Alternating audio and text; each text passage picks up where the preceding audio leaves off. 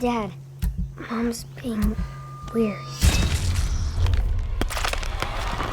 I'm here with the Pierce brothers, Brett and Drew Pierce, the writers and directors of The Wretched, the #1 box office film in America for 5 weeks now, first film to do that since Black Panther.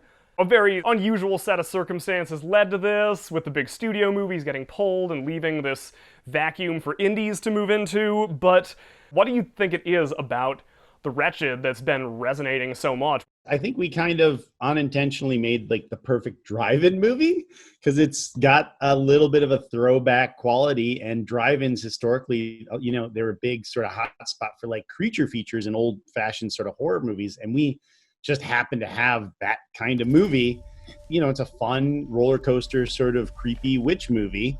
And I think that's just kind of a good escape for people to go see right now. I think word of mouth has really helped us, because when people went to the drive-in, they had a really good time, and they just went and told other people, like, guess what? Drive-ins are open. There's this good time to be had right now when things are a little dark. You should go check it out. Did you guys, or IFC Midnight, did you have this kind of strategy to recreate this experience going into this at all, or did it just kind of happen? The initial plan was we would come out on video on demand, VOD, and like 10 or 12 theaters across the US on May 1st. But the pandemic hit, and we just assumed, you know, it's a bummer, but we won't be able to come out in theaters, but completely understandable. We want people to be safe.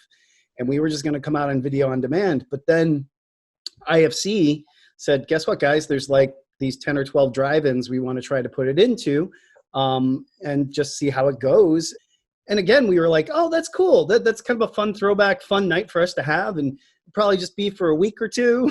And then it just like, you know, week 1 hit and the movie did really well. And a lot of people packed the theaters that we had booked. And then the second week they're like, hey, let's put it in like 2021.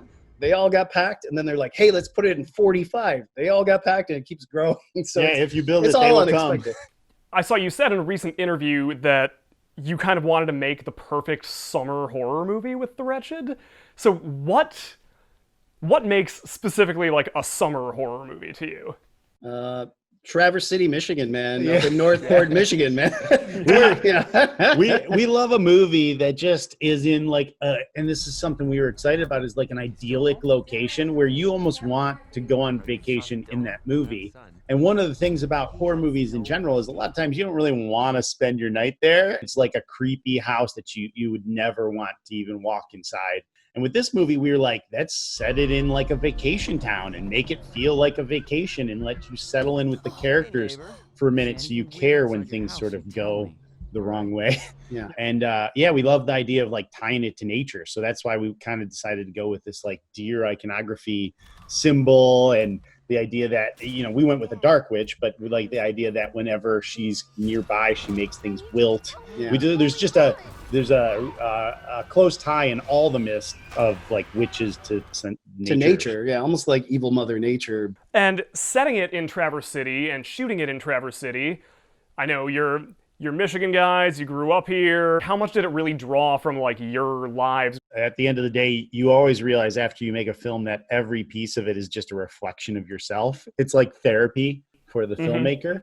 But yeah, I mean, that location, that's where we would go camping and tell scary stories and had lots of experiences. Yeah, well, I mean, like chased after girls, all of the things that Ben's going through. And yeah. we have this sort of amazingly positive, awesome dad. But things were always a little complicated because our parents are divorced, and we kind of know exactly what it felt like to live in those shoes. And it's a little complicated. And how do you balance both parents? And there's a lot of those elements. And I was a new dad right as we were writing this movie and planning to shoot it. And a lot of the horror dealing with like, what if my child was, you know, something bad happened to them is what it is. I was just taking it as he wanted to feed his children to witches. So I think that's another element of why people are like, the word of mouth is happening, is because there's more to this movie than just jump scares.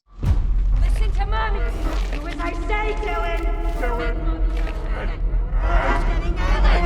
Hey, don't dip out on me like that. It freaks me out.